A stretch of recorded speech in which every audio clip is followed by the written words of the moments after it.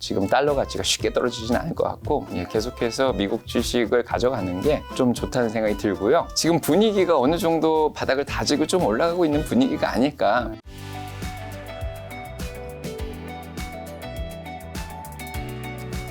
근데 교수님께서는 사실 지금 법대 교수님인 거잖아요. 네. 그렇죠. 어찌 보면 이제 금융과 어떻게 보면 무관한 일을 하고 계신데 네. 좀 어떤 계기로 주식 투자 좀 시작하게 된 거죠?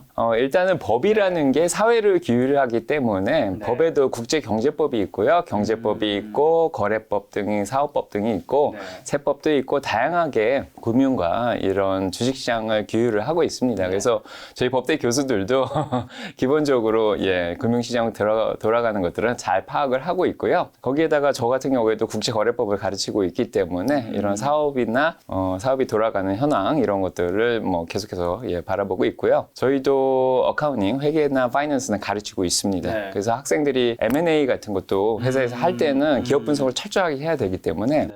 제가 어카운팅을 이제 공부를 해야겠죠. 그래서 법대하고 이 주식 쪽하고 굉장히 밀접하게 관련이 되어 있습니다. 아니 그럼 근데 교수님이 되고 난 다음에 주식 투자하셨던 건지 유학생활 언제부터 시작하셨죠?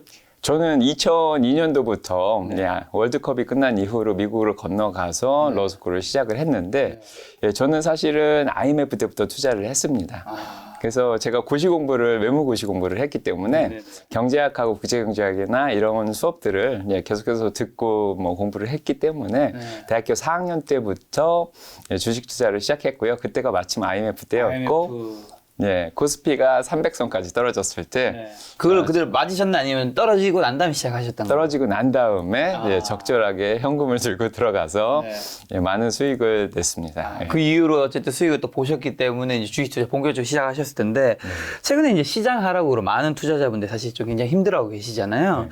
교수님께서는 무려 20년 이상 투자하면서 IMF, 닷컴 버블, 리먼 브로더스는 이제 금융위기 겪고 오시면서 유학생활 시작하실 때 기준 아마 말씀하신 것 같은데 빵원에서 시작하셔서 지금 이제 어느 정도 경제적 자유를 이루셔서 그만큼 좀 조언하실 부분이 있을 것 같은데 먼저 IT 버블 당시 교수님께서 계좌가 반토막 나는 경험하셨다고 말씀해 주셨는데 그때 교수님께서 주로 어떤 섹터 종목에 좀 투자하시고 어떻게 좀 대응하셨는지. 처음에 IMF가 터지자마자 들어갔을 때는 제가 투자하고 있던 신한증권의 주식을 사서 30배 정도 올랐어요. 30배. 그래서 수익을 많이 얻은 다음에 그 다음에 코스닥이 막 이렇게 떠오르고 있더라고요. 그쵸. 어느 정도 지나니까 새로운 기술부터 해서 다음 굉장히 많은 기업들이 떠올랐는데 저는 대양 ENC라는 MC 스퀘어 만들던 회사가 있어요. 제가 고시 공부할 때 많이 이용하던 회사라서. 이거 궁금한 건데 저 옛날에 MC 스퀘어 들을 때만 생각했던 게 이게 정말 도움이 되는 건가라는 의문이 있었는데 교수님 어쨌든 이제 공부로 그래도 로스쿨 교수님까지 되셨으니까 진짜 약간 이거 옛날 얘기니까 도움이 되는 게 맞나요? 도움 됩니다. 도움이 되는구나. 이게 백색 소음을 좀 전파를 해가지고 집중을 할 수 있게 굉장히 도움이 많이 되더라고요. 그래서 아무래도 장기 기억에 굉장히 도움을 많이 받은 것 같습니다. 다시 원래 하자로 돌아오겠습니다. 자, 그래서 신한증권으로 많이 수익을 냈는데 그 다음에 코스닥으로 넘어갔어요. 그래서 대양 ENC에 투자를 해서 한 3배 정도 수익을 또 얻었습니다. 그래서 수익을 많이 얻어서 굉장히 기뻤습니다. 그런데 2001년도에 대학원 논문을 준비하던 시기가 있었어요. 2000년에서 2001년을 넘어가는 시기인데 한 6개월 정도 주식을 안 봤습니다. 그래서 이제 이쪽 성장주 위주의 포트폴리오를 들고 있다가 거기에서 닷컴 버블이 터졌죠. 근데 저는 몰랐습니다. 그게 나중에는 우리가 닷컴 버블이라고 불렀는데. 그래서 그때는 지칭할 명칭이 정확하게 없죠. 그때는 뭔지 몰랐고 코스닥이 50까지 내려가는 걸 제가 봤습니다. 그때 거의 반이 떨어지더라고요. 그래서 그때 이제 계좌를 보니까 반 이상 다 날라가 있었고. 사실 그 전에도 대한투자신탁이라든지 상업은행 감자 이런 것들을 통해서 제 주식이 반 정도 날아간 적이 있었는데 닷컴 버블에서 또 반이 또 날아갔고 그래서 여러모로 실패를 많이 경험을 했습니다.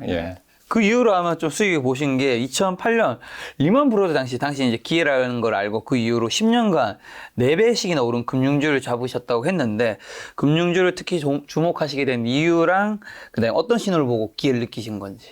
기본적으로 경험이 굉장히 중요한 거잖아요. 그래서 저도 제가 IMF 터졌을 때 신한증권에 투자를 해서 30배 정도 수익을 냈던 경험이 있었기 때문에 주식시장이 폭락한 경우에는 증권주가 제일 먼저 올라온다는 걸 알고 있었죠. 그래서 그래서 다른 주식보다도 그게 제일 좋겠다고 생각을 해가지고 그 당시 리만 브라더스 사태가 좀 금융권에 좀 문제가 있었기 때문에 사실은 쉽게 들어가긴 쉽지는 않았는데 그래도 많이 떨어졌고 그 중에서 가장 대장주이죠. 은행주 중에 가장 큰 주식인 JP 모건을 사가지고 예, 좀 싸게 들어갈 수 있었습니다. 그래서 그 주식들이 굉장히 오랜 시간을 걸쳐서 들고 있었더니 4배 정도 올라가더라고요. 예. 근데 앞에는 한국 종목을 얘기해 주셨는데 이제 뒤에는 JP 모건으로 딱 미국 종목으로 어떻게 바뀐 것 같은데 이제 그때부터는 미국 주식 위주로만 하신 건가요? 아니면 한국 주식은 어떻게? 제가 2002년도에 이제 유학을 떠났습니다. 그래서 2001년도에 닷컴 버블을 맞고 그 이후에 삼성전자랑 포항제철 이런 주식들을 들고 있었는데 그것들을 다 정리를 하고 유학을 떠났습니다. 2002년도에. 그래서 다 팔고 정리를 하고 다 미국 가서 유학 공부를 했죠.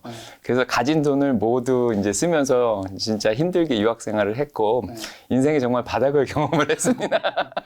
바닥이라면 좀 어떤? 정말 가난해지더라고요, 사람이. 예, 그러니까 3년 유학을 하니까 등록금도 다 쓰고 부모님이 보내주시는 생활비도 좀 한계가 있고 3년 정도 되니까 모든 돈이 다 떨어지고 한국에서는 어떻게 보면 좀 좋은 대학교를 나왔는데 고려대학교 주로 가셨죠? 예, 미국에 가니까 조금 뭐 좋긴 한데 그렇게 아이비리그 스쿨 그런 데는 그렇죠. 미국에 않았기 워낙 때문에. 또 세계 랭킹에서 더 높으니까. 예, 그래서 그런 학교를 나오고 그러다 보니까 학벌도 조금 떨어지고 29살에 유학을 갔더니 영어도 잘 못하고 예, 거기다 돈도 떨어지고 삼재가 겹쳐서 인생에 정말 힘든 시기를 겪었고 거기에다가 이민 문제까지 생겨서 직장을 구했다가 또 잘려서 나오는 예, 그런 상황이 펼쳐졌었습니다. 야, 이 영상을 보고 많은 분들이 또 그런 댓글을 남기신 것 같아요. 그래도 당신은 유학이라도 갔으면 집안이 좀 좋았던 거 아니냐. 이런 댓글에 이제 교수님께서 뭐 답변을 해주신다면. 유학을 가기 전에는 정말 좋았습니다. 네. 제가 유학을 안 갔으면은 잘 살, 그냥 보통 집안, 중산층 집안에서 그냥 취업도 잘 됐겠죠. 고려대학교를 나왔으니까. 그래서 잘 살 수 있었는데 저는 도전을 좋아해서 도전한다고 미국을 갔는데 그 가는 바람에 모든 돈을 부모님 돈까지 다 써버리고 예, 거기에다 직장도 이민 문제로 좀 못 구하고 그런 상황이 펼쳐지니까 정말 왜 신은 저를 버리셨습니까? 제 지금 새로 나온 책에도 그렇게 써놨는데 예, 그래서 예, 왜 신이 저를 버리셨습니까? 이렇게 한탄하면서 울던 적도 있습니다. 운전하면서. 그래서 많이 슬펐는데 거기서부터 정말 운이 좋게 이제 포기하지 않고 새롭게 또 공부를 시작했어요. 석사 공부를 하나 더 해가지고 또 어떻게 운 좋게 또 장학금을 또 받을 수 있었습니다. 학교에서. 그다음에 2008년 레만 브라더스 사태가 터지기 직전에 교수가 될 수 있었습니다. 마이미 대학의 교수가 됐는데 거기에서 처음 월급을 받기 시작하면서 바닥에서 영원에서 시작을 한 거죠. 그렇게 해서 이제는 이제 종신 교수님이 되신 거잖아요. 네. 많은 분들이 종신 교수라고 하면 또 요거를 다른 정보로 뭐 그냥 오랫동안 언제까지 할 수 있는 교수로 알고 있는 분도 계실 것 같은데 정확하게 종신 교수가 미국에서는 어떤 걸 의미하는 거죠?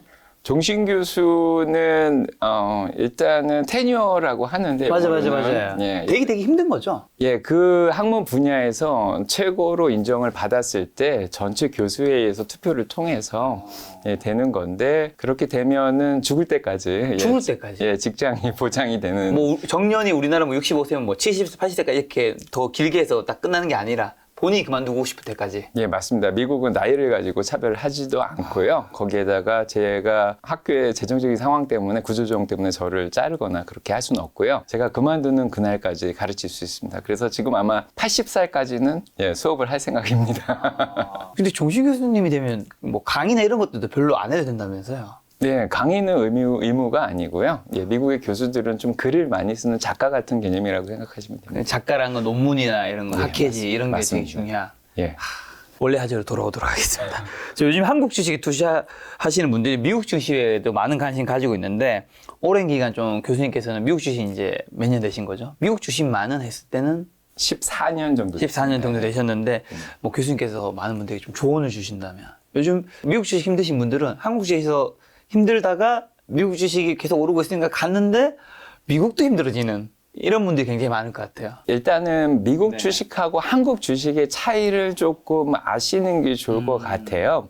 그래서 저는 포트폴리오를 짤 때 좀 위험을 분산하기 위해서 국제적으로 전 세계적으로 분산을 하는 편인데요. 전 세계적 측면에서 보면은 미국의 우량주가 가장 많다는 건 알고 계실 거라고 봅니다. MSCI 인덱스를 보더라도 뭐 월드 인덱스에서 100개 중에 80% 정도가 미국 주식이죠. 그래서 미국에는 우량주들이 굉장히 많고 그만큼 미국 주식에 투자를 하면은 장기적으로 회사가 망할 가능성이 좀 적습니다. 그만큼 위험도가 좀 적다는 거죠. 그래서 한국 주식 중에서도 당연히 우량주가 있지만 전 세계적으로 훌륭한 삼성전자라든지 현대자동차 같은 그런 주식들이 있습니다. 하지만 미국에는 그것보다 더 많은 우량주들이 굉장히 많이 있기 때문에 장기 투자를 하시고 복리 효과를 노리고 투자를 하신다면은 미국 주식은 가지고 있으면은 뭐 그때마다 뭐 한 10년에 한 번씩 큰 위기가 오기도 하고 매년 한두 번씩 조정이 오기도 하는데 결국에는 다 극복하고 미국 주식은 결국은 올라가더라고요. 예.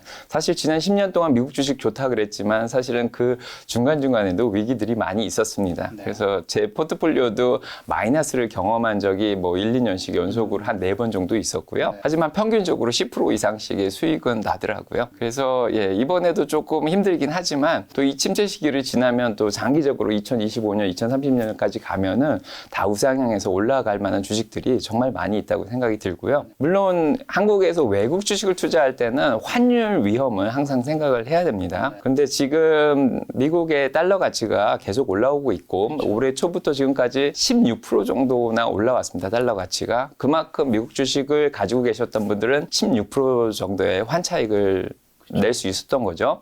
S&P 500이 26%가 빠졌는데 환차익으로 16%를 얻었다면은 그만큼 사실 많이 손해본 건 아니라는 생각이 좀 들고요. 자, 그렇기 때문에 미국 주식을 앞으로 계속 가져가는 게 좀 바람직하지 않을까 그런 생각도 들고 오히려 한국 주식을 들고 있을 때는 외국 자본에 많이 노출되어 있는 경우가 많이 있습니다. 그래서 한국의 환율이 많이 올라가서 원화 가치가 떨어지면은 당연히 외국 기업들은 자산을 두고 있으면은 이게 가치가 떨어지죠. 예, 오히려 환율이 올라가면은 그렇기 때문에 한국 주식을 좀 파는 경향이 있습니다. 그래서 아무래도 달러 가치가 앞으로 제 생각에는 지금 많이 올라와 있는데 쉽게 떨어지진 않을 거라는 생각을 합니다. 예, 계속해서 긴축은 일어나고 있고 미국 경기는 계속해서 좋기 때문에 지금 달러 가치가 쉽게 떨어지진 않을 것 같고 예, 계속해서 미국 주식을 가져가는 게 좀 좋다는 생각이 들고요.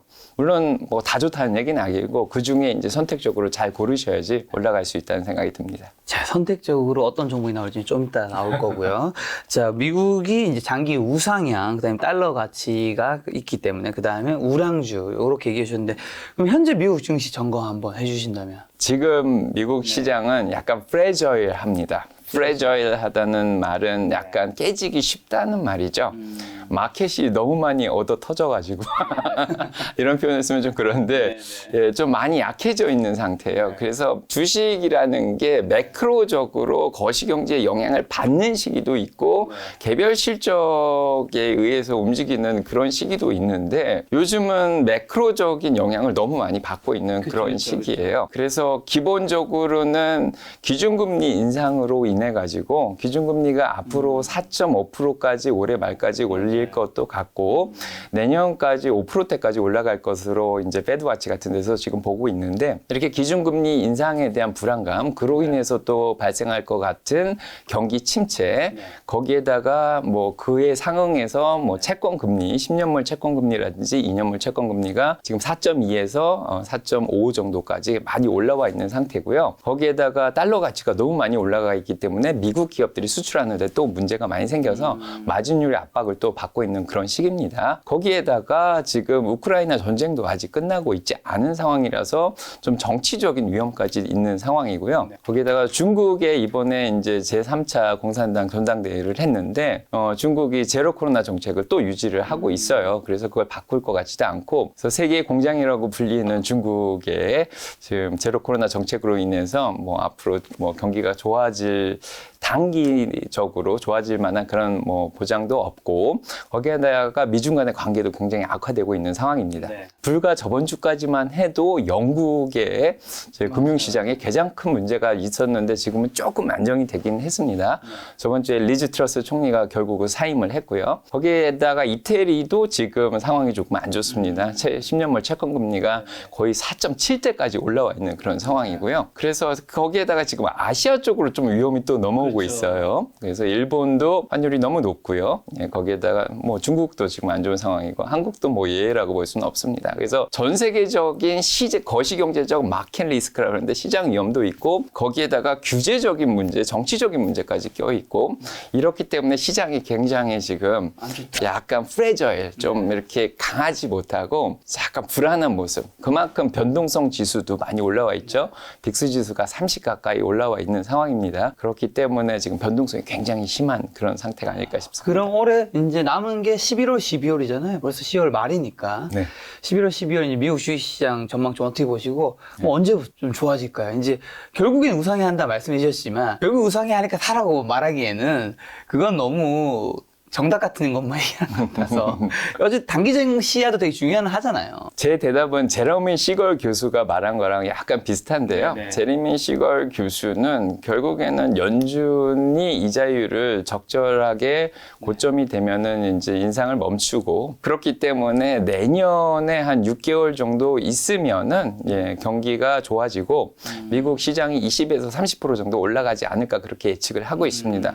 물론 반대 의견을 가진 학자들도 굉장히 많이 있고요. 그렇죠. 예, 그렇기 때문에 만약에 내년 후반기에 30%가 올라간다고 가정을 하면은 이게 직선으로 올라가는 게 아닙니다. 제 생각에는 어느 정도 반등을 했다가 올라갔다가 다시 내년 초반에 떨어졌다가 이렇게 올라가서 30%가 올라간다는 생각을 좀 하고 있어요. 근데 뭐 이게 틀릴 수도 있습니다. 제 뇌피셜이기도 하고요. 그래서 저는 이번 1, 2분기가 조금 GDP적으로 마이너스 성장을 했거든요. 그래서 저는 이미 침체를 겪고 있다는 생각을 좀 하고 있습니다. 거기에다가 지금 명목 GDP로 따지면 1, 2분기만 마이너스인데 사실 이번 분기도 명목 GDP를 따지면 마이너스를 겪고 있어요. 그래서 지금 3분기 GDP 성장이 2.9%를 예상을 하고 있는데 PC 물가 지수로 보면 6.2%거든요. 지금 물가 인상률이 6.2를 빼면은 마이너스 3.3%가 돼요. 그래서 실질적으로 명목 GDP를 보면 지금 계속 마이너스를 겪고 있는 상황이고 이런 상황에서 경기가 사이클을 겪는다고 생각하면은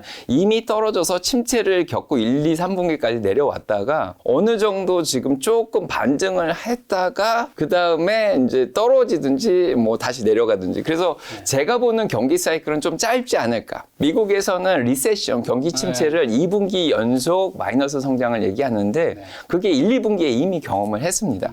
그래서 1, 2분기에 떨어졌다가 명목만 따졌으면 3, 4분기에 좀 올라왔다가 다시 내년 1, 2분기에 좀 내려갔다가 다시 3, 4분기에 올라가고 이런 식으로 예, 좀 이렇게 물결을 그리면서 움직이지 않을까 그런 생각이 좀 듭니다. 예, 그래서 제 뇌피셜이긴 한데 이번에 어느 정도 바닥을 겪었다는 생각을 좀 해요. 어느 정도 바닥은 다졌다. 예, 그래서 S&P 500의 3,590, 3,600 선이 어느 정도 유지가 됐습니다. 그게 지난 6월달 저점이거든요. 그래서 이번에 9월 말이라든지 10월에 걸쳐서 그 6월달 저점을 3번을 찍었습니다.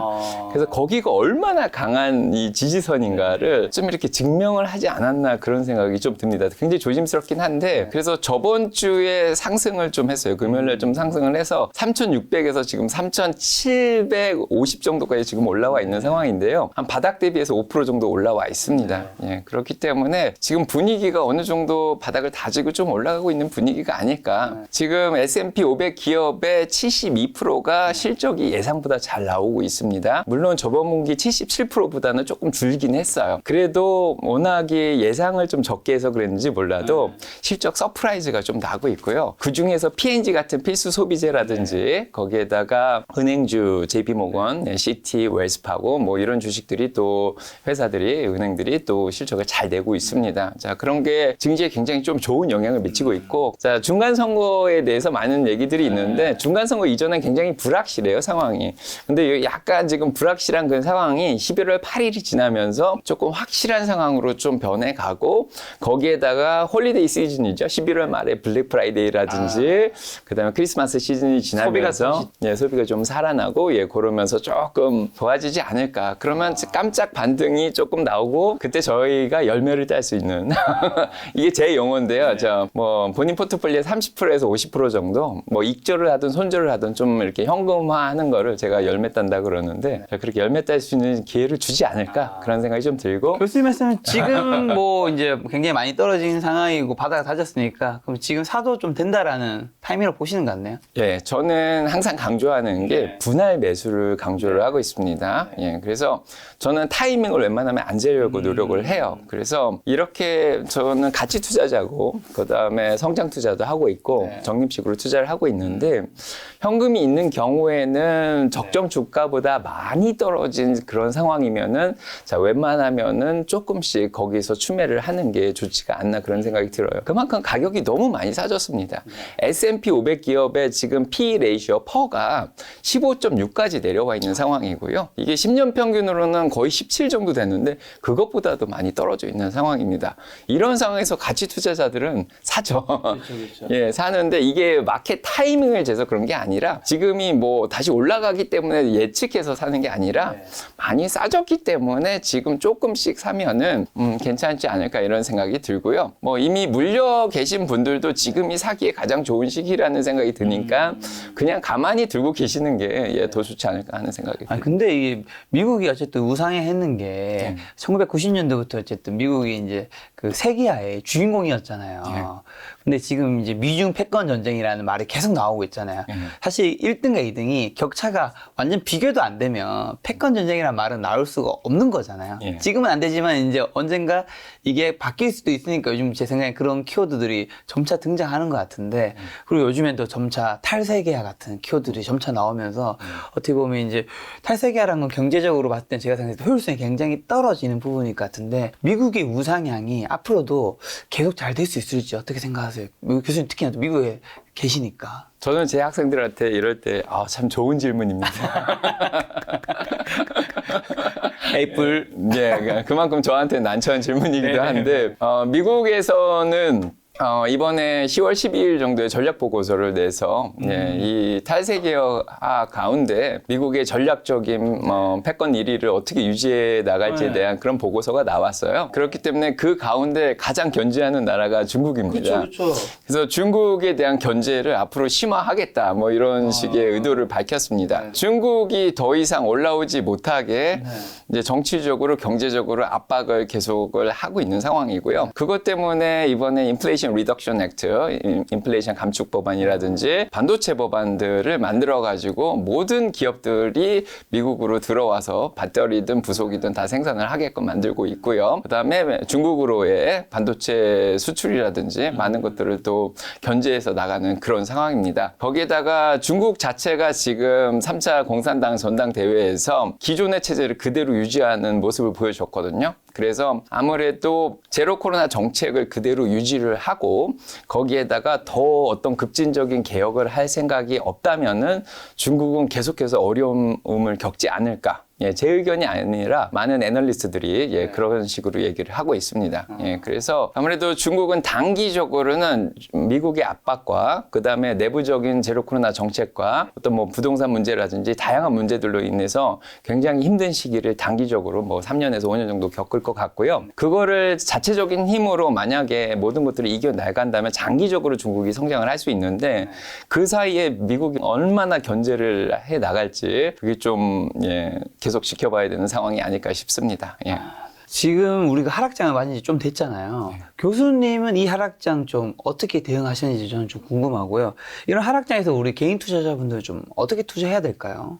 이번 하락장을 기회라고 보시는 분들도 있고요. 네. 이번 하락장을 참 힘들다고 보시는 분들도 있는데 예, 저는 저희 마을 주민분들한테 묻어놓으라는 말을 많이 쓰는데 뭐 테슬라는 묻어나 덮어 공구리 뭐 이런 노래도 만들었는데 네네. 그래서 덮어서 네, 흙으로 덮고 그다음에 콘크리트를 묻어가지고 절대 못 파게끔 예, 그렇게 하면은 장기적으로 나중에 몇 년 있다가 꺼내 보면요, 야 이제 잘 익어 있을 거라는 얘기를 하고 있는데 뭐 이거는 어떻게 보면 농담이라고도 할 수 있는데 뭐 이런 시기가 어떤 분들한테 굉장히 고통스러울 수가 있어요. 왜냐하면은 이게 제가 이제 투자 자문 공부도 했습니다. 그래서 시리즈 65라고 65 시험도 준비했고 투자 자문에 대해서 얘기를 하는데 앞으로 은퇴 시기가 몇 년이 남았냐가 굉장히 중요합니다. 그래서 앞으로의 은퇴 시기가 5년 정도 남으신 분들은 확실한 투자를 하는 게 좋죠. 근데 은퇴 시기가 10년 이상 남으신 분들은 지금 성장주를 투자하는 게 오히려 맞다는 생각이 좀 앞서 확실한 들었습니다. 좀 안전한 투자 말씀하신 거겠죠? 예, 그래서 안전자산과 위험자산이 있는데 보통 안전자산 위주로 은퇴 시기가 짧은 분들은 안전자산 위주로 가져가는 게 좋고요. 채권이 요즘 굉장히 불안정하긴 하지만 그래도 3개월짜리 이내로 사시면은 요즘은 금리가 너무 좋기 때문에 정말 4% 이상, 4.5%까지 수익을 낼 수 있는 그런 상황입니다. 그래서 단기 채권을 사든지 아니면 현금을 가지고 있든지 아니면 정말 훌륭한 가치 우량주를 가지고 가든지 이런 식으로 가져가시면 5년 있다가 확실하게 수익을 내실 수 있고요. 1년에 15%까지는 안 되지만 그래도 2배 가까이 수익을 내실 수 있을 것 같고 자, 오히려 성장주 위주로 많이 떨어진 성장주를 죽기에 정말 좋은 기회라는 생각이 드는데 앞으로 은퇴가 10년 이상 20년까지 남으신 분들은 이렇게 가치가 많이 떨어져 있을 때 사시면은 나중에 은퇴하실 때 정말 크게 부자가 돼 있을 거라는 생각이 듭니다. 예, 그래서 텐베거가 되시려면 지금이 기회가 아닐까 싶고요. 다시 오는 기회 미국 주식이 답이다. 자, 여기서 미래의 성장 기업들을 잘 소개를 제가 해놨습니다.